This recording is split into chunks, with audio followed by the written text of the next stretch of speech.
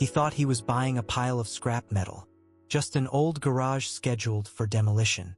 A dusty, collapsing structure with a rusted lock, and a roof that barely held itself up. He paid $400 for it, pocket change, but when he broke open the garage door, he froze. Inside was a shape, covered in a thick gray tarp, silent, untouched for decades, and beneath that tarp was something the world thought had been destroyed, something worth more than entire neighborhoods, something every collector on Earth would kill to own. A Ferrari, but not just any Ferrari, a legendary race car that vanished more than 40 years ago and was believed to be lost forever. His name was Mark Turner, 42 years old, divorced, working as a mechanic in a small town, where dreams go to die slowly. He wasn't rich, wasn't successful, wasn't lucky. He fixed cars others didn't want to repair, ate cheap microwave dinners, and lived in a tiny rented room above a convenience store. Every day felt the same: work, stress, exhaustion, repeat. One afternoon he saw an ad online: old storage garage for sale, owner deceased, contents unknown, demolition planned, starting bid $250. Most people scrolled past it. Mark didn't. He had a strange feeling, not excitement, not hope, just curiosity, like something was calling him. He placed a bid, won it for $400. He didn't know this would be the single most important purchase of his entire life.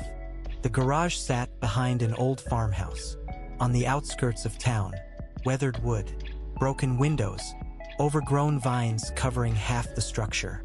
It looked like it hadn't been touched since the 1970s. Mark walked around it slowly, placed his hand on the cold metal door. It didn't feel right, like something was inside, watching him back. He shook off the weird feeling and grabbed his tools. He cut the old lock. Metal clanged onto the dirt. He pulled the door open. A cloud of dust spilled out. The air inside was thick, stale, ancient. He coughed and turned on a flashlight. And then he saw it, a massive tarp-covered shape. In the center of the garage, the shape of a car. His heart skipped a beat. No way, no damn way. He approached slowly, hands trembling. He grabbed the corner of the tarp and pulled it back. Dust exploded into the air. He stepped away, coughing. When he looked again, his breath caught in his throat. The red paint was dull from decades of neglect, but its curves were unmistakable. Long hood, smooth arches, classic Italian soul. Mark felt his knees weaken. He touched the hood gently, cold, dusty, but intact. He wiped away some dust and revealed a small metal emblem. A black horse, rising, unmistakable. Ferrari. But something bothered him. This wasn't a normal road car. It had racing numbers painted on the door, a stripped-down interior, a roll cage, racing harnesses, and an old sticker with a faded name. Lorenzo Bianchi, 1979. Mark frowned. He knew that name. Lorenzo Bianchi, a racing legend, a man who competed in endurance races across Europe in the 1970s. A man who died in a mysterious crash in 1980, and his last Ferrari had vanished. Collectors searched for it for decades. Some believed it burned in a warehouse fire. Others claimed it was stolen. Some said it was scrapped. Mark stared at the car. The impossible question hit him. Is this the missing Ferrari 250 GTO? The 250 GTO was legendary. One of the rarest, most expensive cars on Earth. A single model sold at auction for $70 million. That this car was real. Mark shook his head. No way. Can't be. He grabbed his phone and snapped a few pictures of the chassis number. Then he Googled Ferrari 250 GTO chassis numbers list. He scrolled through the list and his heart stopped. There it was, the exact number, the same number that belonged to Bianchi's missing car, which disappeared 40 years ago. Mark dropped the phone. His legs gave out. He sat in the dirt, shaking uncontrollably. He had bought a garage $400, and inside was a Ferrari, worth more than he could ever imagine. But something else caught his eye, a small metal lockbox on a dusty shelf in the back. He opened it. Inside were papers, documents, race logs, certificates, and one handwritten letter addressed to whoever might find the car. The final line read, "I hid it to keep it safe. If you found it, you now hold my greatest secret." The signature, Lorenzo Bianchi. Mark felt chills run down his spine. This wasn't just a car. This was a legend, a mystery, fortune, and a secret someone had tried to bury forever. Mark stared at the Ferrari for a long time, unable to move, unable to breathe. The paint was dusty, the tires were flat, but the body, the lines, the curves, this wasn't a replica. This wasn't a kit car. This was the real thing. A Ferrari 250 GTO, one of the rarest machines in automotive history. Only 36 were ever made. Most belonged to billionaires and collectors, and one of them was sitting in his $400 garage. He pulled out the letter again, hands trembling. "I hid it to keep it safe. Whoever finds this, guard it well. They must never discover the truth." Mark reread the final line 5 times. They must never discover the truth. Who was they? What truth? Why hide a multi-million-dollar car in a wooden shed? Questions were spinning in his head, but he knew one thing. He had to get the car out, before anyone else found out. Mark's phone buzzed. Unknown number, local area code. He picked up. A man's voice, calm, cold, emotionless. "Is this Mark Turner?" "Yes." "Who is this?" "We heard you purchased the old Bianchi property." Mark froze. "How do you know that?" Pause. "Be careful with what you find there." Then the line disconnected. Mark stood still, heart racing so fast it hurt. Someone knew. Maybe several people knew. He walked out of the garage and looked around. A black sedan drove slowly by. Before turning the corner, he swallowed hard. He needed help, but from someone he could trust. There was only one person he could think of, Raymond Pierce, a retired luxury car restorer, who used to work with rare Ferraris in the 90s. Mark grabbed his phone. "Ray, I need you, right now. It's urgent." Ray sighed. "Mark, I'm old, not dead. What trouble did you get into this time?" "It's not trouble. It's a car." Ray laughed. "I've seen plenty of cars." Mark interrupted. "No, Ray, you've never seen anything like this."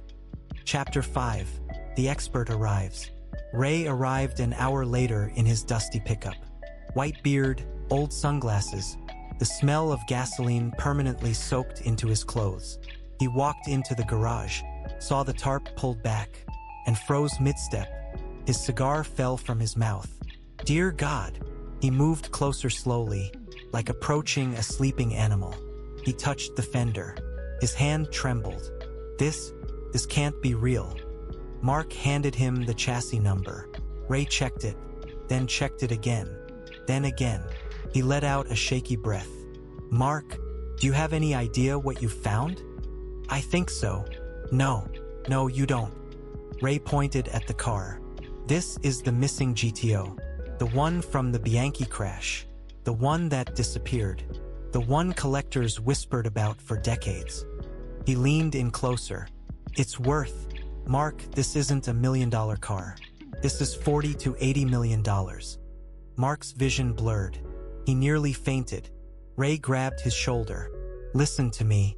People have killed for cars worth less. We need to move this, protect it, and verify everything quietly." Mark nodded. "What do we do first?" Ray inhaled deeply. "We open the hood." Ray pulled the hood release, and the panel lifted with a smooth metallic click. Both men leaned in. The engine was dusty, but intact. A perfect V12 masterpiece. Serial numbers matching Ferrari's original registry. Ray whispered, "Oh my God, it's untouched. 40 years and no one turned a bolt. Every component, every hose, every clamp was original. This wasn't just a barn find. It was a time capsule. Mark's phone vibrated again. Another unknown number. He ignored it. Ray looked worried. You need to understand, if someone hid this car, they had a reason. Mark pulled out the letter again. Ray read it carefully. So Bianchi hid the car himself, he said. But from who? Mark swallowed. And why did someone call me warning me? Ray shook his head. We need to document everything. Then get the car to a safe location. Somewhere no one will think to look. But how do we move it? Mark asked. Ray smirked. Oh, I know a guy. 2 hours later, a covered car hauler arrived. The driver, a quiet man in his 50s named Carlos, stared wide-eyed when he saw what was inside the garage. No way. That's the missing GTO. Ray approached him. Not a word to anyone. Cash payment. No questions. Carlos nodded nervously. They inflated the old tires, just enough to roll the car. Mark's hands shook as he helped guide the Ferrari onto the hauler. Every inch felt like moving treasure. When the car was finally secured, Carlos locked the trailer. Ray turned to Mark. Where do you want to store it? Mark hesitated. There was only one option. His late father's old workshop, a place no one in town ever visited. Take it there, Mark said. Ray nodded. Good. We'll examine every inch of it and prove its authenticity. Carlos drove off. Mark watched the truck disappear down the road and felt a wave of panic, excitement, and disbelief crash into him. He had a Ferrari worth more than a mansion, a hotel, a small island, but someone out there wanted that car too. Mark returned to the garage and picked up the envelope again. He hadn't read the back page. He unfolded it slowly. The handwriting was shaky, faded. The final paragraph read, "If they find the car, they'll destroy everything I worked for. This Ferrari carries proof of what really happened the night of the crash. I hid it because it holds the truth they never wanted the world to see." Mark felt chills crawl up his neck. What truth? Ray walked up behind him. You look like you saw a ghost. Mark handed him the letter. Ray read the final lines and went pale. Oh no, Mark, this isn't just a rare car. He looked Mark dead in the eyes. This car is evidence. Ray paced the dusty garage floor. Mark, this Ferrari isn't just valuable. It's historical evidence. Mark frowned. Evidence of what, Ray? Ray exhaled slowly. In 1980, when Bianchi died in that crash, the investigation was suspicious. Too fast, too quiet. There were rumors the accident wasn't an accident. Sabotage? Mark asked. Ray nodded. But the car was never recovered. Without the car, nothing could ever be proved. Mark felt a cold wave run through him. Ray continued, if Bianchi salvaged the car and hid it here, it means he discovered something that put him in danger. Mark pulled out the envelope again. The final line echoed in his mind. This Ferrari carries proof of what really happened the night of the crash. Mark whispered, so the car could expose whoever was behind it. Ray nodded grimly, and someone out there may want to keep that secret buried forever. Mark's phone buzzed again. Ray snatched it from his hand. Unknown number. Don't answer. They both looked out the garage window. The same black sedan from earlier was parked across the road. Ray muttered, they're watching. Suddenly, headlights flashed on. Two men stepped out. Dark suits. No expression. Ray grabbed Mark's arm. Get in my truck. Now. They sprinted to Ray's pickup and sped off, dust flying behind them. The sedan followed. Ray gripped the wheel, breathing hard. Mark, listen carefully. They don't know we moved the car. They think it's still in the garage. We need to get to your father's workshop. The car must be protected. The sedan tailgate them closer, closer. Ray took a sharp turn onto a dirt road, losing them behind thick trees. They stopped behind an old barn. Both men sat silently, hearts pounding. Ray turned to Mark. You have no idea how big this is.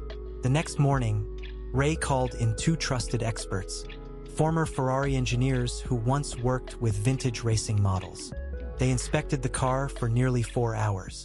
Every bolt, every weld, every serial number, all original, all authentic. One of the experts, a man named Vittorio, stepped back in disbelief. This is a miracle.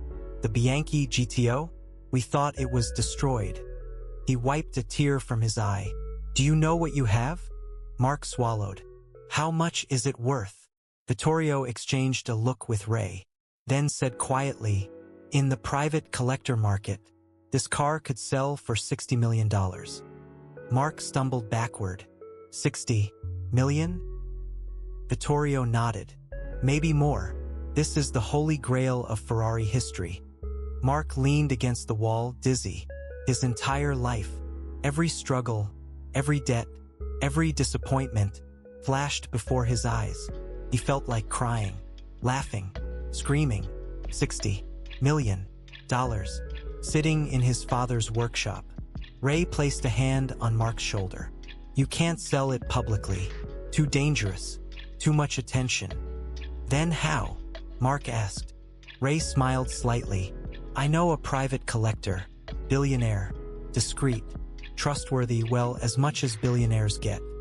Within 48 hours, Ray arranged a secret meeting. A private jet landed at a small airstrip. A tall man with silver hair stepped out. Luca Moretti, one of the wealthiest car collectors in Europe. He approached the covered Ferrari. May I? Mark nodded. Moretti lifted the tarp. He froze. His jaw slackened. He whispered something in Italian. That sounded like a prayer. He walked around the car slowly, reverently. After 10 long minutes, he turned to Mark. I have waited my entire life to see this car in person. Mark held his breath. Moretti continued, I will make one offer, one only. Silence. Then, $52 million. Mark's body went numb. Ray's breath caught. Moretti extended his hand. No auctions. No publicity. Immediate and private transfer. Ray whispered, Mark, this is real. Mark looked at Moretti's hand. He thought about his tiny room, his dead-end job. Every night he felt like a failure. Every morning he wondered if his life mattered. And now, a single handshake could change everything. Mark reached out and shook Moretti's hand. 2 weeks later, the Ferrari was loaded onto a secure transport and flown to Europe on Moretti's jet. Mark stood there watching quietly. This wasn't just a sale. It was saying goodbye to a legend, to a secret hidden for 4 decades, to the man who had protected it, Lorenzo Bianchi. As the plane door closed, Mark whispered, I'll take care of the truth. Promise. Ray put a hand on his shoulder. You did the right thing. Mark nodded. For the first time in his life, he felt free. The money arrived in his account. $52 million. Mark felt sick staring at the number. He moved out of his rented room, bought a beautiful house, ate real food again, repaired his father's workshop, and turned it into a restoration museum dedicated to Bianchi. He donated millions to racing charities, funded scholarships, and supported young mechanics. His life transformed overnight, but he never bought a supercar, not even one. He had already met the greatest car of all time. This story isn't about luck, or money, or a forgotten garage. It's about this. Sometimes the universe hides life-changing treasures in places everyone else ignores. Hundreds of people drove past that old garage. For decades, anyone could have bought it. Anyone could have opened it. But destiny chose the man who needed hope the most. Sometimes the biggest miracles are buried under dust, locked behind rusted doors, waiting for the right person at the right moment. And when he opened that garage door, his entire life changed forever.